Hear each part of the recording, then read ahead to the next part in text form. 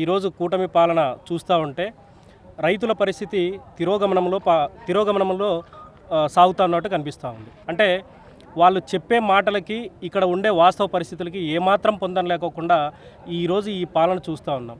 ఎంతసేపు ఒక నిందని వేరే వాళ్ళ మీద నెట్టడమే చూస్తున్నాం, కానీ పలానా పనికి వీళ్ళని ఆదుకున్నామన్న పరిస్థితులు ఎక్కడా కనిపించడం లేదు. ఈరోజు చూస్తున్నాం మన అనంతపురం జిల్లాలో పంటలు అంటే పప్పు శనగ కానీ, మొక్కజొన్న కానీ, అరటి కానీ ఇక్కడ విరివిగా బాగా రైతులు ఎక్కువగా పండిస్తూ ఉన్నారు. ఈ పంటలని కనీసం మద్దతు ధరకు కొనుగోలు చేసిన పాపాన పోకోకుండా తర్వాత ఈ కుంటి సాగులు అనమాట, అంటే యుద్ధం జరుగుతుంది కాబట్టి మేము కొనలేకపోతున్నాము, లేదంటే ఇంకో వేరే కారణాలు అనమాట. ఇలాంటి దుర్మార్గంగా రైతుల పట్ల వ్యవహరిస్తున్న ఈ తీరును వైఎస్ఆర్ కాంగ్రెస్ పార్టీ తరఫున మేము ఎండగడుతూ ఉన్నాం. ఇదే విషయాన్నే కలెక్టర్ గారికి కూడా విన్నవించాం. కలెక్టర్ గారు అయితే సానుకూలంగా స్పందించారు. కానీ పైనుండే అదేదో అంటారే ఆ టైప్ అనమాట, పైనుండే వాళ్ళు కనికరించాలి కదా. దాదాపుగా 2 సంవత్సరాలు పూర్తి అవుతున్నా కానీ రైతుల కోసం ఇది చేశాము, రైతుల కోసం వీటిని తీసుకొచ్చామని గర్వంగా చెప్పుకునే పరిస్థితిలో ఈరోజు కూటమి పాలన సాగుతూ ఉంది. కాబట్టి ఇప్పటికైనా మించిపోయింది లేదు. రైతన్నను ఆదుకోకపోతే భవిష్యత్తులో మనం తినడానికి తిండి కూడా ఉండదు. కాబట్టి ఈ కూటమి నాయకుల్ని మేము ఒక్కటే కోరుకుంటా ఉన్నాం, అయ్యా మీ రాజకీయాల పక్కన పెట్టి రైతన్నను ఆదుకోండి, రైతన్నకు మేలు చేయండి, రైతన్నను బాగుపడడానికి ఇంకా ప్రోత్సాహాలు ప్రకటించాలని వైఎస్ఆర్ కాంగ్రెస్ పార్టీ తరఫున డిమాండ్ చేస్తాం. గౌరవ కలెక్టర్ గారిని రైతుల పరిస్థితి గురించి తెలియజేసేకి వచ్చినాము. ఈ కూటమి ప్రభుత్వం అధికారంలో వచ్చినప్పటి నుంచి ఇన్సూరెన్స్ లేదు, సబ్సిడీ లేదు, హార్టికల్చర్ ప్లాంట్స్కి ప్రోడక్ట్స్కి కనీసం మద్దతు ధర లేదు. అన్న చెప్పినట్లే ఇంతకుముందు మొన్న 15 రోజుల వరకు ముందు కూడా అరటి ఫస్ట్ కటింగ్ అయితే 22 రూపాయలు 20 రూపాయలు పోతాండే, ఇప్పుడు 8 రూపాయలకి తగ్గించినారు. ఏమైనా అంటే దళారీలు ఇప్పుడు మాట్లాడినా అంటే అన్న యుద్ధం జరుగుతుంది అంటారు.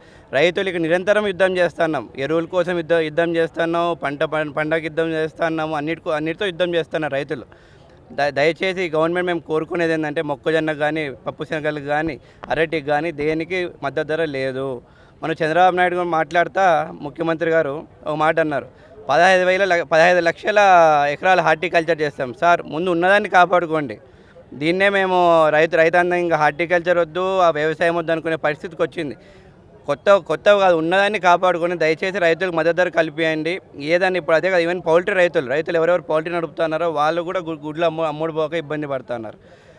ఇమీడియట్గా ఒక టాస్క్ టీం ఏర్పాటు చేసి ఈ రైతులు ఎదుర్కొంటున్న ఎదుర్కోయే సమస్యలు, ఎందుకంటే యుద్ధం అనేది ఈరోజు ఆగిపోయేదేం కాదు, ఇప్పుడు ఆగిపోయేటట్లు కనిపించలేదు, ఇంకా జరుగుయేటట్లు ఉంది. కాబట్టి కొన్ని నెలల తర్వాత దాన్ని బట్టి ఒక ప్రభుత్వం ఒక యాక్షన్ ప్లాన్ తీసుకొని ఒక ప్రణాళిక రచించి ఎట్లా ప్రజల్ని రైతులను ఆదుకోవాలో దాని గురించి ఒక ప్లాన్ రచించి కాపాడాలని చెప్పి రైతుల్ని కోరుకుంటున్నాం. రోజున మేము సింగనమల నియోజకవర్గంలో అరటి సాగు చేసే రైతులు అందరం ఉన్నాం. అరటి మొన్నటి వరకు 22-23 రూపాయలు కేజీ ఉండే, ఇప్పుడు ఉన్నట్టుగా 7-8 రూపాయలకు తగ్గించి రైతులందరి మీద భారం మోపుతా ఉన్నారు. ఈ గిట్టుబాటు ధర లేకపోతే వచ్చే సంవత్సరం నుంచి ఏ రైతు కూడా అరటి సాగు చేయరు.